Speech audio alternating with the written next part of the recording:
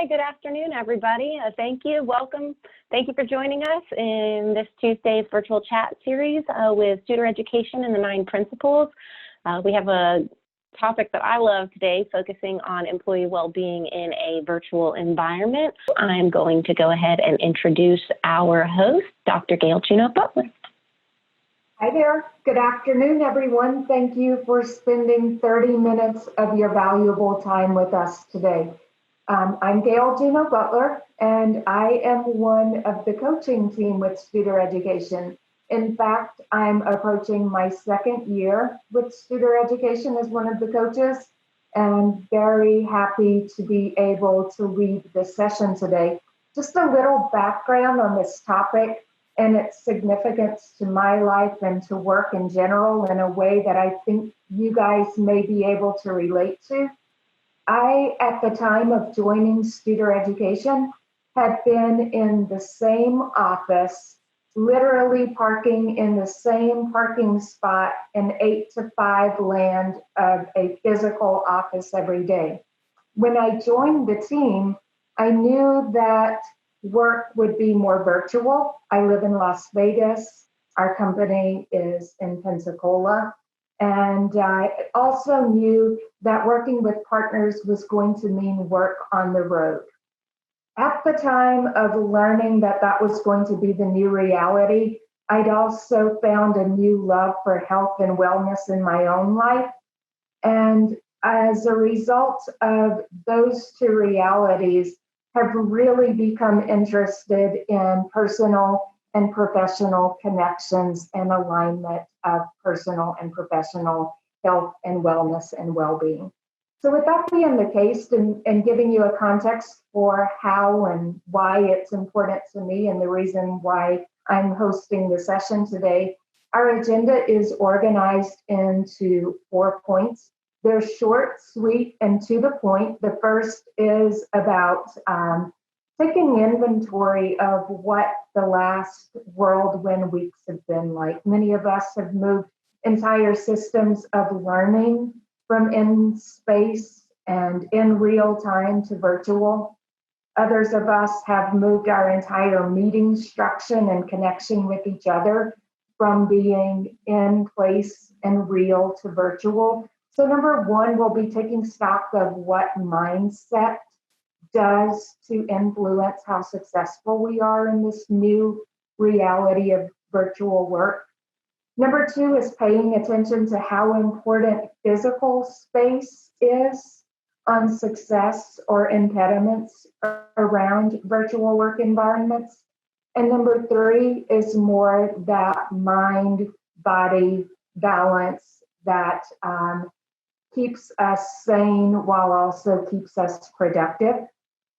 The number 1, 2, and 3 are about 20 minutes of this chat, and the last segment, which is Q&A, will take about 10 minutes of the chat, in which you'll be free to offer your tips, your advice, ask questions, and I envision that that will be a very rich part of our conversation together that I'm looking forward to as the host.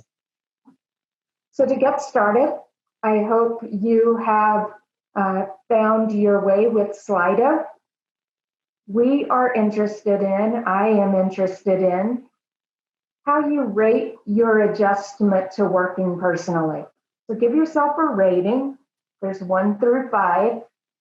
And in addition to rating, there's also space for sharing a biggest hurdle or a greatest win in your transition. This will permit a greater understanding of who you are on this webinar today or on this call today, and what you've done individually that can guide the conversation in ways that are unique to those of you who've joined in today. So go ahead and rate your adjustment and record a biggest hurdle or a greatest win. And I'm monitoring on my phone as well. Amanda, you getting any information on your side of the universe there in Pensacola, Florida?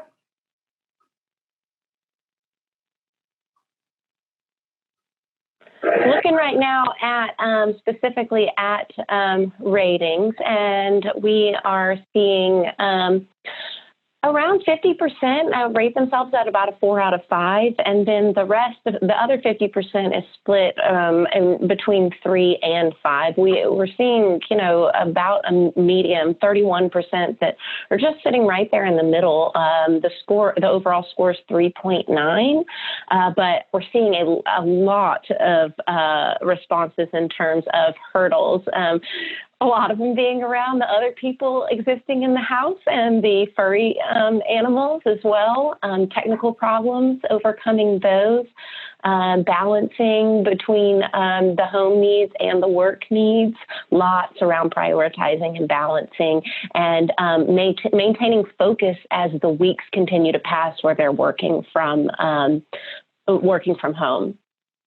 Yeah, that's so interesting. And Mandy, thank you for interpreting. For whatever reason, I am not able to interpret from Slido on this end, but what I'm hearing from you is that we have rock stars in terms of the transition, but the themes are centering on some of the same things we're hearing in our own Studer Ed team of it's difficult to concentrate with kids underfoot, with furry babies underfoot, and more than anything, there is no week that repeats itself in quite the same way. Maybe no day that repeats itself in exactly the same way. And perhaps that's a good place to start is the acknowledgement that this new reality, that this moment in time means reset every day in terms of being at peace and being more successful in a virtual reality. So really appreciate that summary. Moving into agenda item number 1, and if you'll recall, that's about the mindset. And interestingly enough, not for preparation of this chat session, but tangentially in my life, I started reading Outward Mindset.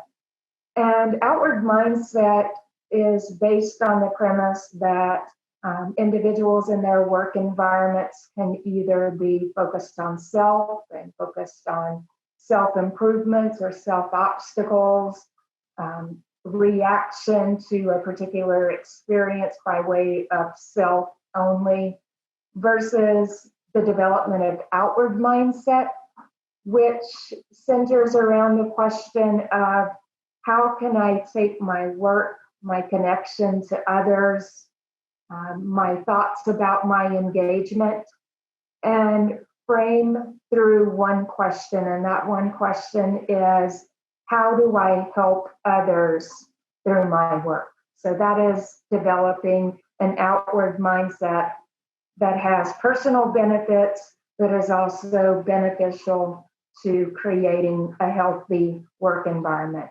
And interestingly enough, in Outward Mindset, one of the first questions is, and I think this relates to the reality that we're living now amidst COVID-19 and working at home, how do you react if something at work in your life doesn't go exactly as you wanted or expected? So certainly none of us expected this.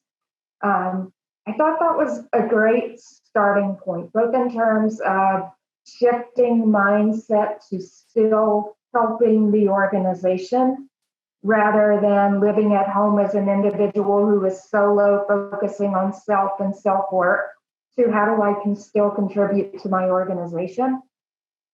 And then I wanted to combine that with work from our 9P platform, which talks about tactics for shifting mindset. So those things that you can do to shift an outward mindset. And they are the 4 pieces identified in this slide: practicing mindfulness, journaling, focusing on gratitude, reframing. I don't think those are new to anyone sitting on this chat today, but I did want to cover a couple in the hopes that you might either offer ideas or might be spurred to go back and look for something that might work for yourself. In terms of mindfulness, A couple of resources that I've come across are an app called Fabulous, and Fabulous creates mindfulness and meditation exercises in 5-minute segments. So in those short breaks that keep us innovative and invigorated through the day, it might be useful for you to look for chunks of mindfulness in that particular way of looking for an app or looking for a program that's mini and minutes based rather than a true commitment of time over time. Journaling, certainly not a new concept, but I have discovered that for me, if journaling is something that's valuable, and it is, then I need for the prompts to be very specific and action-based. So I use a journal called Define My Day, and it's organized around what do you want to accomplish today, 3 priorities, and then at the end of the day, did I achieve those and what will I do different tomorrow? So maybe it's worth you thinking about if journaling's appealed to you or has appealed to you in the past. There are so many different options for journaling now that you might want to go back and look at one that might be useful for you at this moment in time. And the last 2, focusing on gratitude and reframing. Again, that's linked to the outward mindset piece.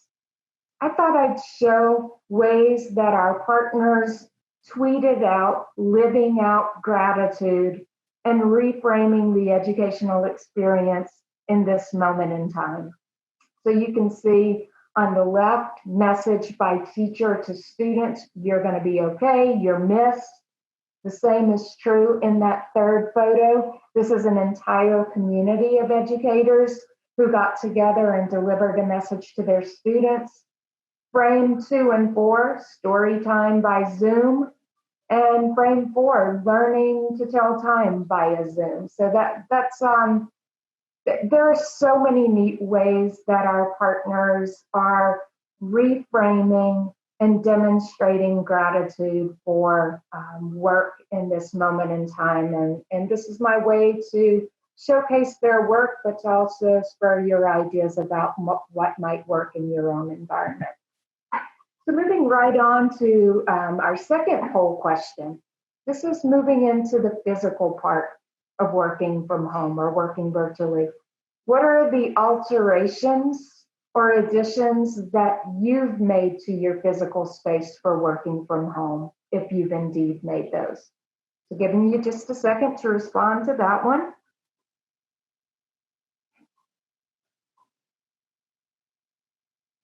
Oh, and I can see the responses. Mandy?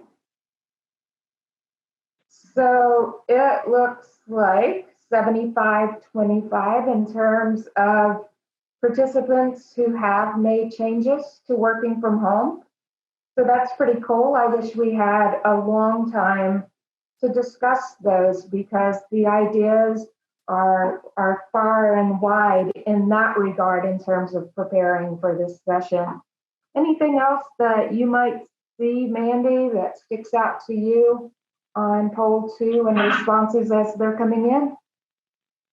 I'm a little actually surprised that a volume of 19% have not made changes to the space, but more so than that, there are a lot of ideas that are being shared that we'll send out later around this specific topic in the ideas panel. So, and continue to do that, alterations that might be helpful to you.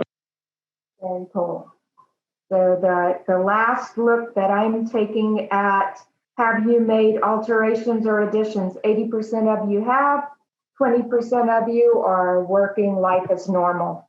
Again, I'll say the same thing. These are not new or different.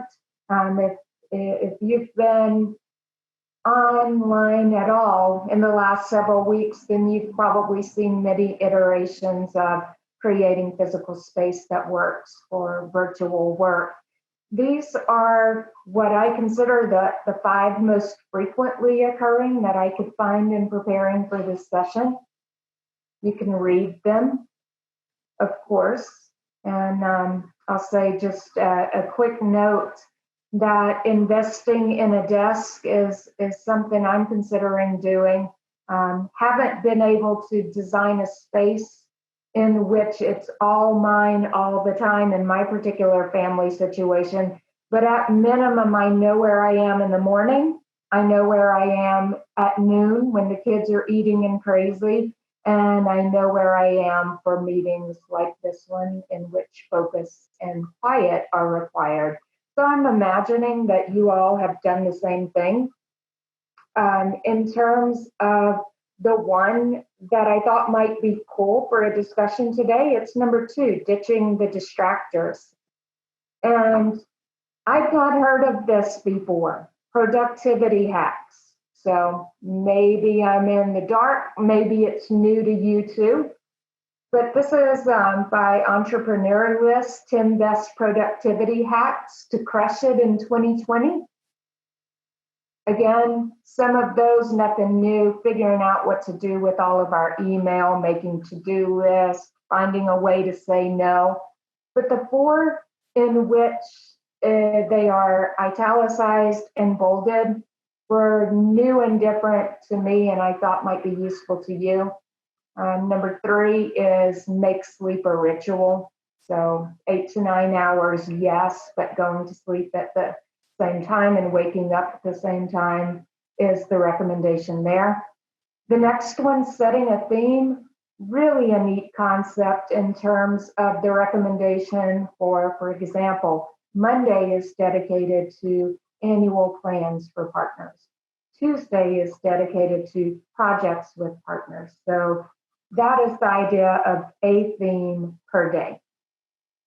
The third, make commute time productive. So we're not commuting, but on average, when we are driving back and forth to work, that's anywhere from 40 minutes to 1 hour per day. Maybe you could consider carving out that time as though you were still driving and participating in some type of self-professional development. For me, that would be Audible. That's what I do on the plane. And 4, quickly, very quickly, number 4, the idea of procrastinating productively means that you intentionally have 3 projects spelled out that you can turn to when you need to shift focus. So something when you need light work to do. So this establishing 2 or 3 projects then permits you to move away from one project. But if you're moving to another, it's already defined and it's continuing the momentum behind your work. So I thought that was pretty cool, productivity hacks. And about 2 minutes left to my formal part of this presentation. The last part is, how important is it for you to pay attention to health and wellness during your virtual workday? So as you might expect, this is my favorite part, and I'm interested to see how important it is to you. Looking down at my phone again, and I just hit very important.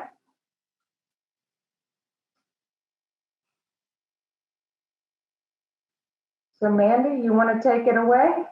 What are you seeing? 70% find it very important, 30% somewhat important. We definitely don't have anybody that's, oh, there we go, 4% who don't find it very important to have to pay attention during, specifically to the virtual workday. Okay. So to the degree that it seems important, I'm looking, the final number seems to be around 68%, very important. And this is a pretty cool list. Again, going back to the shift from 8 to 5 land to virtual work and a lot of travel, I found the idea, and this was through the Slight Edge, Jeff Olson, figuring out what are the boosts and drains that both keep me sane and productive during a workday. So figuring out what are the things that boost, what are the things that drain. This is my own list. And in case exercise is a boost for you, I really like this resource, Move Your DNA, because it's about doing not a whole lot different from what you already do in day-to-day life. And it's referred to as nutritious movement, so 5-minute walks here and there, using what's in your environment to get natural movement. That's a major boost for me. Drains, I can't be under fluorescent lighting too long. So I illustrate both boost and drains from my own perspective in the event that this seems like something that would be a useful way for you to figure out what is boosting and what is draining your energy in a space where it's only you, or at least not your typical colleagues in a work office setting. Okay, so that right on time with 8 minutes left moves us over to the Q&A session, the Q&A part of this session. So I would love to hear your thoughts, advice, questions.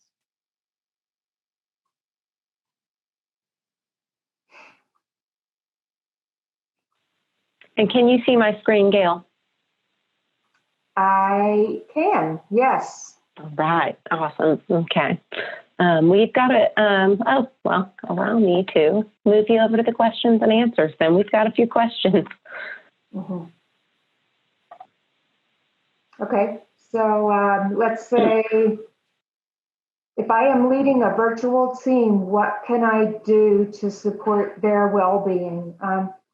What comes to mind for me is the response in which there was variation of how important is it for you to pay attention to health and wellness, or to physical space, or to mental perspective. So maybe figuring out multiple and various aspects of well-being in such a way that there's more coverage of what that might mean to individuals would be a good place to start, and then build the resources around.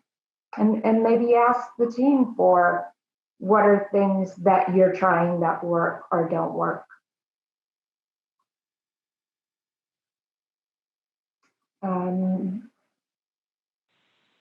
Mandy, would you help out with a question that pops up?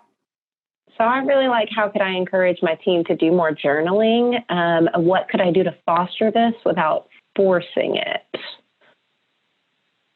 Yeah, so again, I wonder about what inspires team members to write. For me, if there is writing that's attached to a goal and then to my progress, and then thinking and reflecting and determining the outcome, then that's inspired writing.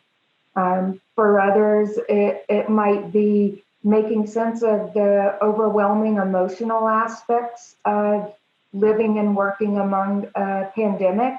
So maybe offering several different types of prompts and giving individuals the chance to respond to one of those in daily huddles might be a way to do that. Mm-hmm. Mm-hmm.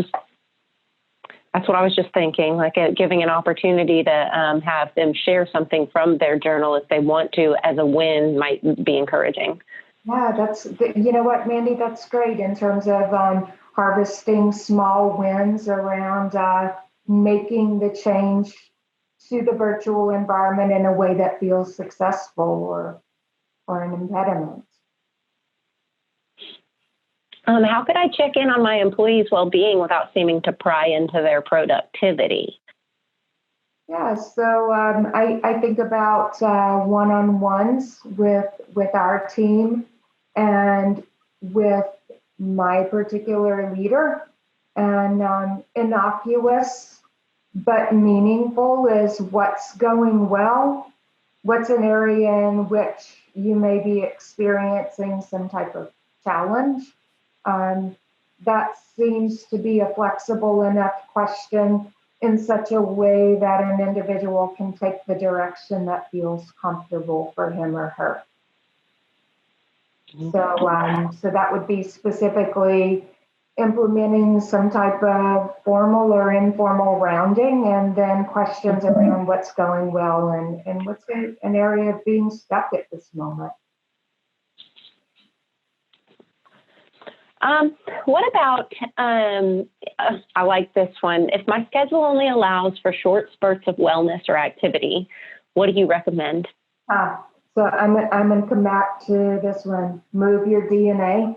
Move Your DNA has, there's a blog associated. There are many chunks of information, but it is dedicated to short spurts of doing things that are part of our day-to-day life that don't really add to time. So for example, I'm thinking this morning I needed to get outside for a couple of minutes. I pulled weeds in the front yard because it's springtime, right?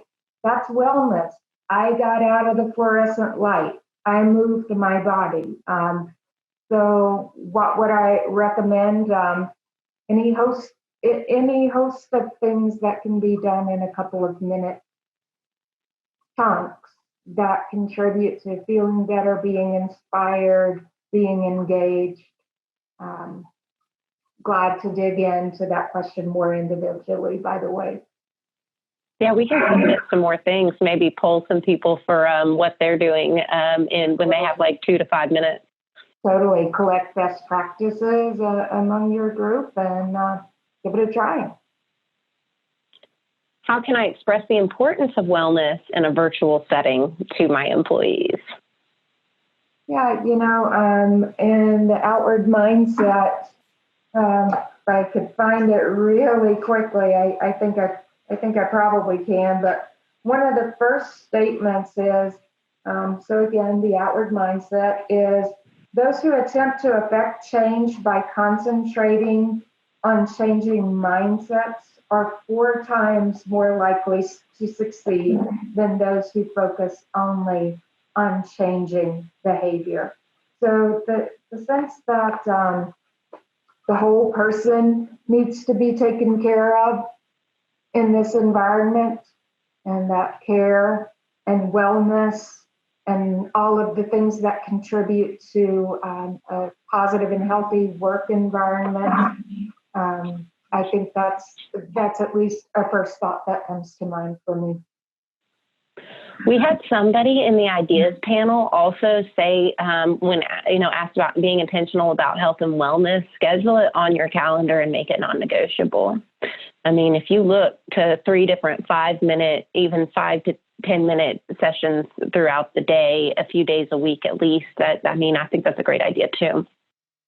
Yeah, that's totally cool. I'm reading the slide edge, and it talks about we work hard to get a goal, then we achieve it and go back down, and then work hard again to get back to that goal. And if we just set a ritual that moved us in the direction of keeping on, that's the best way to approach it. Well, I think that's all the time that we have. I don't want to go over time. I like could we use some questions to answer daily or weekly to encourage journaling, which I think is more of an idea towards that. How do you encourage journaling? So we'll definitely share that out in follow-up, as well as the recording. And all of the ideas, y'all shared a lot of really good ideas. So we'll make sure to include those as well as information for our next webinar. Thank you very, very much. And we hope to see you next week. We appreciate it. Thank you. Be well.